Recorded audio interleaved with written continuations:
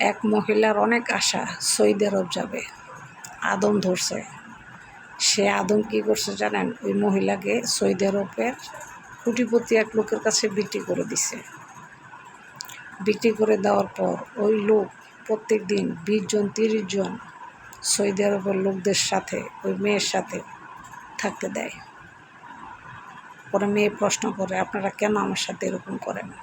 তোমাকে অনেক টাকা দিয়ে আমরা কিনে নিয়ে আসছি, তোমার কিছু করার নেই। এখন 2 বছর থাকবা, আর আমরা যেটা করব তোমার সেটা মাইনে নিতে হবে, আর না হয় তোমাকে পুলিশে দিয়ে দেব। তাই আমি প্রত্যেকটা মহিলা মানুষকে বলবো, আপনারা বিদেশে যাবেন না। বিদেশে আদম মহিলাদেরকে বিক্রি করে দেয়। বিদেশে যাবেন না, গেলে জীবন শেষ, একবারে তেজপাতা। বিদেশের লোক অনেক খারাপ। বাংলাদেশে থাকবেন, নুন দিয়ে ভাত খাবেন, অনেক ভালো।